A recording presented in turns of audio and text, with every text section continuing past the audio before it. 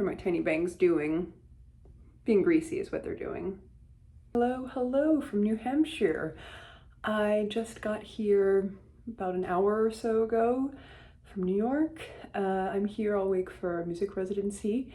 It's beautiful. The space is really lovely and the nature is beautiful. The weather, I think, is going to be really nice this week, although I think I'm going to be cold because I think I underpacked. I packed for a more New York sort of weather. I make this mistake often. I'm someone who has a tendency to be cold, and yet I think I underpack. Oh well, will I ever learn?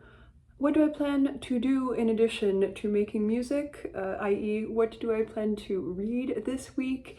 I have brought with me some more Clarice Lispector, an apprenticeship, an apprentissage. I'm reading it in French. I will read it also, I think, in English, or at least dip into it in English. I do like to read Lispectors more than once, and as I've mentioned before, I do tend to prefer to read them in French, but I also like them in English as well.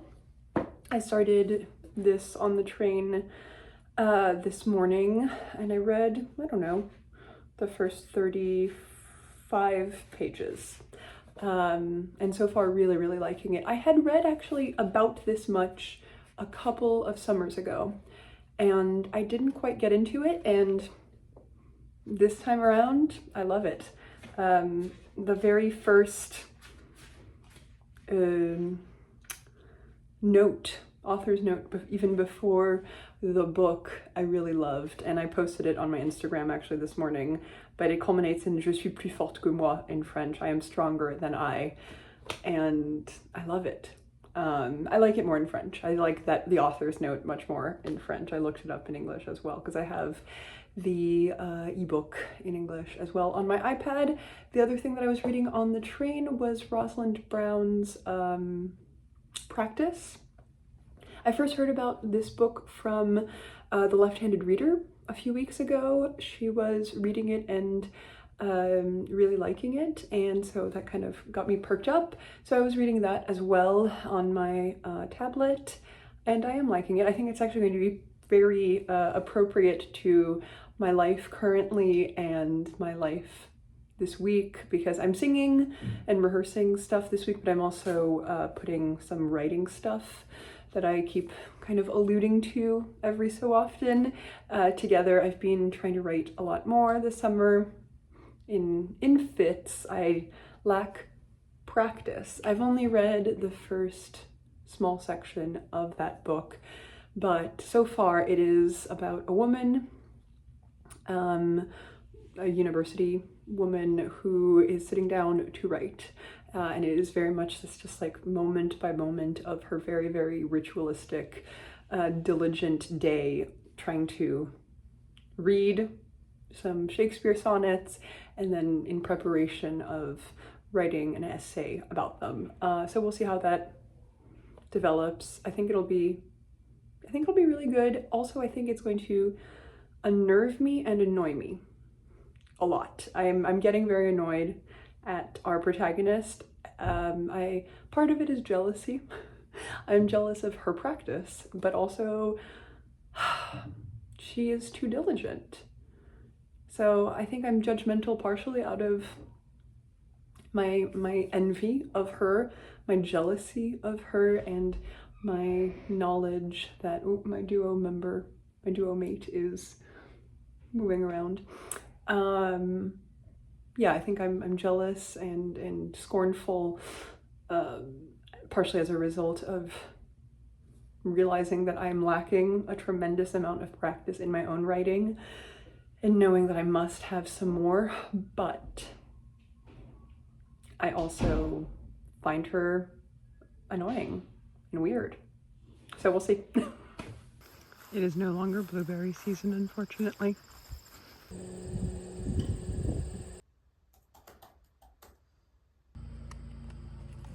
This little bit of my bangs is kind of vexing to me today. I mean, this is what I get for cutting my bangs myself without particular honed skill or the particular correct tools. I'm getting what I'm getting. I feel good and overwhelmed in the late afternoon of my first full day. I don't know how much more work I'm going to get done today, maybe a little bit more tonight, some more writing work. I got some good writing work, little bit kind of good writing work done last night after dinner, and a lot of rehearsing today that was good. So I'm happy, but I'm also really fried. And fried in both the I've accomplished something, but also in that kind of paralysis of, oh my gosh, I have so much more to do. I have a draft.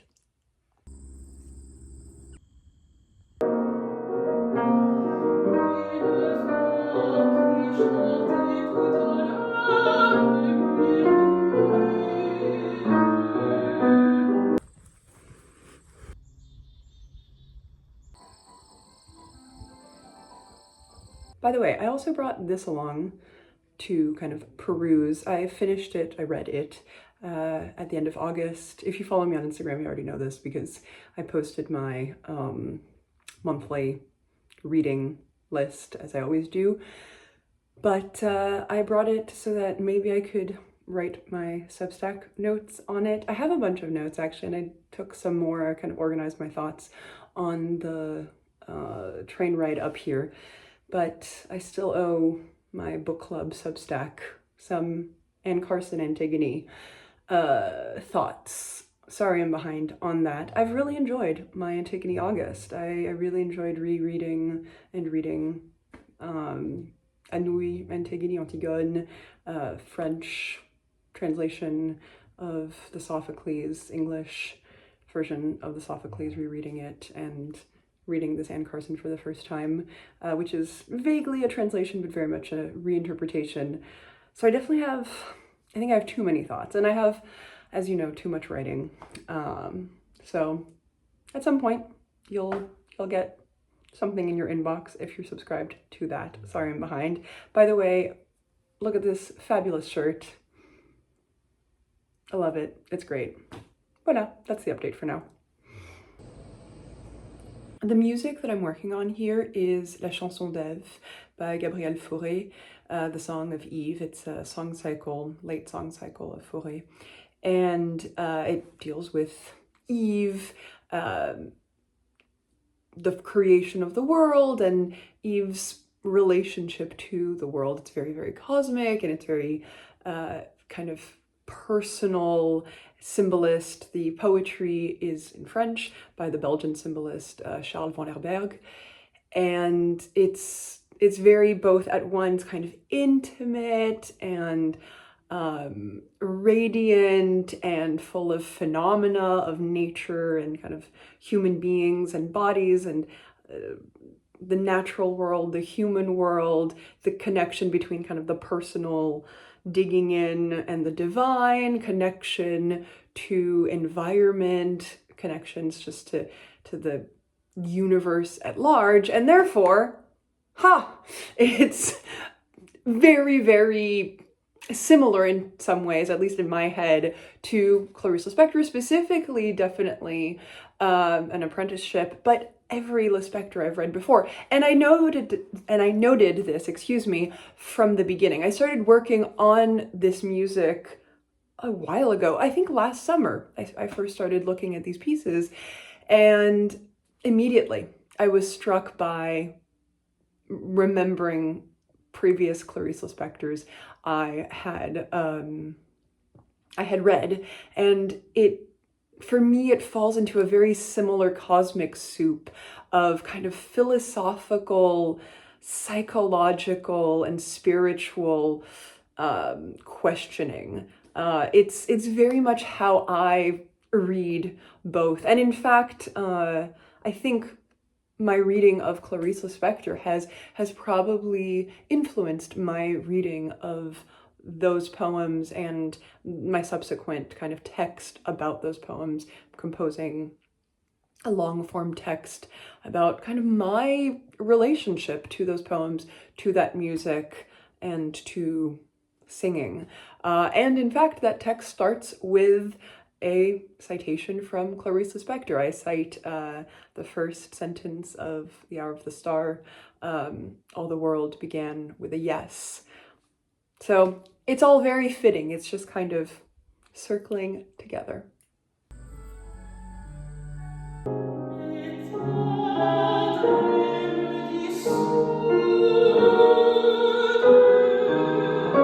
I'm about 2/3 of the way through practice, I would say. It's quite a short book and quite a fast read because it's a lot of very, very short sections. So when I pick it up, I read a lot of it. I assume it's only going to take place over the course of one day because, as I mentioned, even the very beginning is kind of meticulously going through moment by moment from waking, and it has continued to be so. Our protagonist, Annabelle, is trying to write a paper and also is kind of diving in and out of memories, of associations, of fantasies. There's a whole kind of not subplot, but a kind of an internal plot that she creates around the seducer and the scholar, which is partially descriptions of herself, but also partially descriptions of people she would be attracted to. It's surprisingly horny, I would say, but maybe not so surprisingly horny because it follows an Oxford undergrad. So she's just a young woman trying really hard to be as diligent, as intellectually diligent as possible. I think I used that word a lot when I was previously talking about this book, and it really sticks out to me. I have a couple of citations that I think encapsulate aspects of the book and also kind of what I get from it. One is talking about her routine, trying to perfect her routine even further to get even more out of each day. Like the way she used to rearrange the furniture in her bedroom at home, expecting the room suddenly to transcend its own limitations. And I think that really perfectly encapsulates her need, her desire for this sort of propriety and work ethic, but also the kind of futility of it and her youth, right? Because who hasn't tried to get some novel, magical thing out of rearranging the same old furniture? I used to do it even more when my entire living space really was, personal living space was my bedroom. And I would think, okay, this is the new phase in my life when I was a teenager. And so for me, that just smacks of that type of mentality. And otherwise, I highlighted something that rings very, very true to me and my experience also as a musician. If she can thicken her own concentration now, she won't be fighting herself her whole career. And that's quite true, actually. There is this moment somewhere between your teens and your early 20s, if you're going to really dive into something that involves a lot of time alone,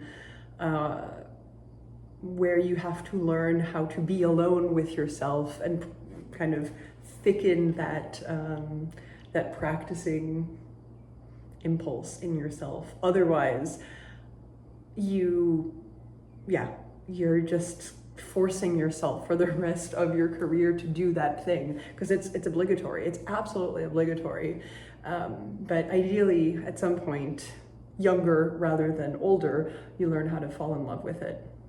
Concert tonight, hung out outside afterwards for a good long time, drinking by the campfire, talking and listening to music. I'm kind of lonely as a result. I'm gonna wrap up the vlog. I am tired. It was a long first day back in New York.